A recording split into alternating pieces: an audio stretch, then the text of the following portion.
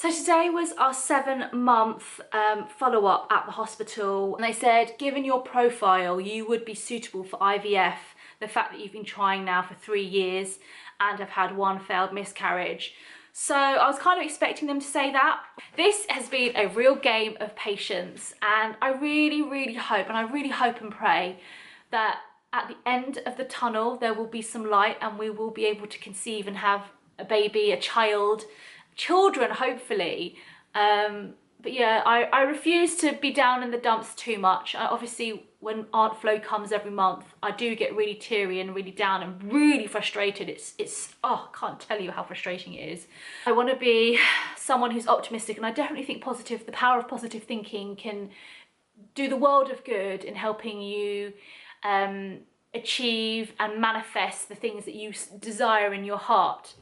Hello, it's Tuesday the 12th of June. I'm just on the train up to London. I'm going to hospital. We received our assisted fertility appointment. Mel went last week to drop off his semen sample. They want to reanalyse it in their own laboratory, and I'm going in today for some scans and some tests. I don't really know. Just had my appointment.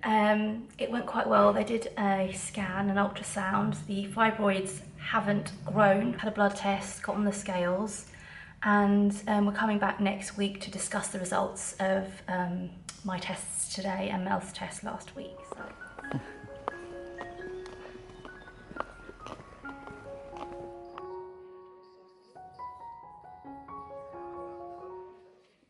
It's been over 2 years since, it's about 2 years since your last pregnancy, and 3 years of trying, really. Truth is, everything tests fine, yeah? The numbers are reading fine, and by the sheer fact that you did conceive, tells me that everything is fine. But the only treatment that may, help is IVF. In your case, it may bring on the pregnancy a bit quicker. Clearly, may not be fixing anything because everything seems to be working. But just maybe to expedite the pregnancy process. I think my concern is the IVF seems quite invasive. Yeah, it's not a natural process at all. In your professional opinion, because you must have seen hundreds of couples like us, and given my age,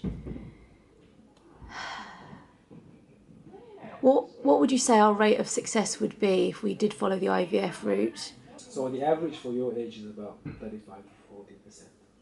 And it does also depend on what embryos you make. You see, if you end up on day 5 after transfer with loads of embryos, and they're all very good quality, success rate actually is above 40 something. And the truth is, like I said, the first cycle is a little bit diagnostic. If we had to go second or third treatment, how much is it subsequently, the cycles? Yeah, so that starts at about 3,500 for IVF. It doesn't include the drugs, and ranges from £800 to 1,007. I think it'd be good to do the IVF just to get the diagnostics done, so we have a better picture of what's actually going on. Even if it turns out that everything's still 100% natural and okay, then we could then go back to trying naturally and be for reassured a few more cycles and be reassured, and then come back if after 6 months after that IVF, natural process hasn't worked again, then we come back for a second treatment and save up some money to do it. I think that's the most logical action if you don't mind doing it. It's quite intrusive. Well, I'm desperate for a baby, so yeah. I just never thought I'd be one of those people. I just didn't, I personally think if you waited another year, you'd get pregnant within a year. But you're the ever optimist. I'm the realist. I think maybe some of your stress over it all is slowing down the natural progress of things. Stop saying that word. Some people walking through this door, they were ready, 6 months ago. Yeah. I think talking to you, two of you, you came in with quite an open mind. And today is quite a lot of information. What do you think? I don't know, it's up to you. If you want to go away and think about how soon could we be booked in for another appointment if we don't do it today? We can always see you in about 6 weeks. Or... Do you want to go away and think about it for a couple of days and then book an I appointment? really want to speak to my mum. Oh, okay, yeah, totally. I would recommend it. I'm sensing that from the two of you, rather than I'm really... And what I've said is just the clinical side. There's a whole emotional side of treatment as well. The expectations, the learning, the skills, the appointments. And also just the fact that you're not doing it naturally as well. So It's that should that never be psychological sort of dilemma. Don't rush into it. I mean, like a few months is not going to make a difference. Mm. And the truth is, 35 is young in my books. People here, but We've just been in for our consultation and we've given several options. Either just to wait a little bit longer and see if we can conceive naturally, or take the IVF route option. What did we decide? Go for it. Because? No time like the present, that's what I always say. Get in there. He's more excited than I am, I think. Come on, let's go.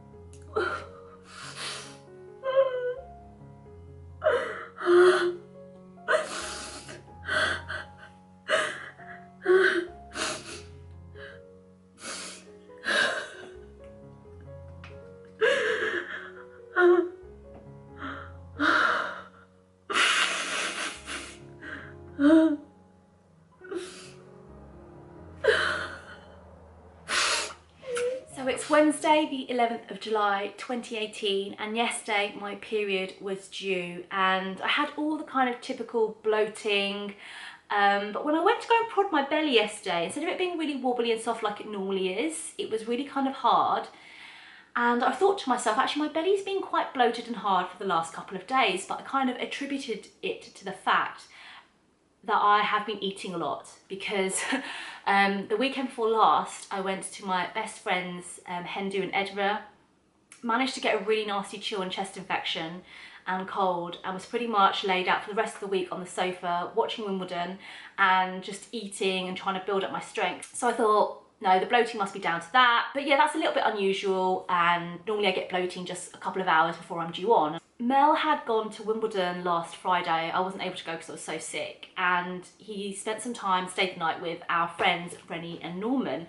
And Rennie very kindly gave Mel this book, Get a Life, His and Hers Survival Guide to IVF. So tomorrow we are scheduled in to have our second IVF consultation, and I guess, you know, we would have been talking about a schedule for, you know, doing our first cycle. So I have been literally page flicking through this book, reading it, studying it, and just, I think in the last 2 or 3 days I've nearly finished it. And I really just kind of wanted to understand the chemicals involved, the drugs, the drug regimen, and also the transfer process and all of that. I just wanted to go in with my eyes wide open. And I don't know, yesterday it was really weird. Like, I'd finished work and I was like, that's strange, it's 6 p.m. now, I still haven't got my period. My stomach is bloated, but it's hard, not soft like it normally is. I was just thinking, oh, I remember when I was pregnant like 2 years ago in July 2016, Mel bought a book about what to expect when you're going to be a dad. And shortly after, like, I found out I was pregnant, like 7 weeks, and he had read half of his book. We found out that I miscarried. And I thought, well, now that I'm reading this book about IVF, I wonder actually if, in a bizarre kind of twist of like my psychology or whatever, maybe I could be pregnant. So I found myself in Boots. I bought 2 tests, came home yesterday, peed on the stick, and I really just, I should also say that I haven't bought a pregnancy test in a long time, because I learned the hard way that it's very expensive, and that every time I tested throughout those like 24 months, I would never get the red lines, both red lines. It would always come back negative. So it was just putting myself through extra kind of stress and upset. But I thought, do you know what? They're only $4.99, I'm gonna buy them. So I brought them home, peed on the stick, and literally I could not believe my eyes when I saw the 2 red lines. And even now I've taken like so many pictures of this because I still can't quite believe that this has happened, you know. I cried solidly for like 10 to 15 minutes. Just honestly felt such an enormous amount of relief. I do feel happy now because everything's kind of settled down and I've absorbed the shock of the news. I'm obviously very, very apprehensive about things now because of what happened last time, but I don't want that to mar this experience, and I really hope and pray, and I've prayed so hard for this result, and I've been so thankful to God as well for giving us this second chance. And for me, I really do see it as a second chance. I'm not going to take anything for granted. Not that I think that I did the first time round. So the Mel came home yesterday and we just hugged for a really, really long time. It was just a massive relief and release to both of us. So many people have said to me, Sam, have you heard the stories of people that, you know, have struggled to conceive and then they're literally going to do IVF the next day and they find out that they're pregnant naturally? And I was just like, yeah, right, whatever, such a cliche, it's never going to happen to me. But I am one of those people. We went for our first appointment with the consultant. We saw a really lovely young guy who was really empathetic, and he really kind of listened to us. And he said, you know, Sam, Mel, we've done the scans, we've done the tests. There's no reason why you guys aren't getting pregnant. So, you know, you can either, 1, keep going and trying to conceive naturally, or 2, you know, speed up that process and go down the IVF route. And I think when he sort of said that and laid out those 2 options to us, and we had accepted that we were going to do the IVF to try and give nature a helping hand, I do think any stress, any anxiety that I had been carrying around for the last 24 months, because that's how long it's been since the last pregnancy, I do think that I just kind of chilled and I kind of relaxed. And Mel had said to me, you know, Sam, whether you realise it or not, you have been quite stressed about this, because every month I feel like my ovaries mock me when I get my period, and it's just another reminder that I'm not pregnant. And then, you know, you have your period and then you build up that hope again, and it just gets dashed every single month. And it is just, I guess it does wear down on you, and I guess it does, even though I didn't know it was stressing me out, it obviously was, because right when we had that conversation with the consultant, I was just like, okay, well, hook or by crook, you know, a first or second cycle with IVF, hopefully we have quite a good chance of having a baby. And I do think I just like kind of switched off. I'm over the moon. I really am over the moon, but I'm trying to rein in that excitement and that enthusiasm because of what's happened last time. And I know people might say you shouldn't let it affect this pregnancy this time round, and it's so early, like I'm only 4 weeks and a day.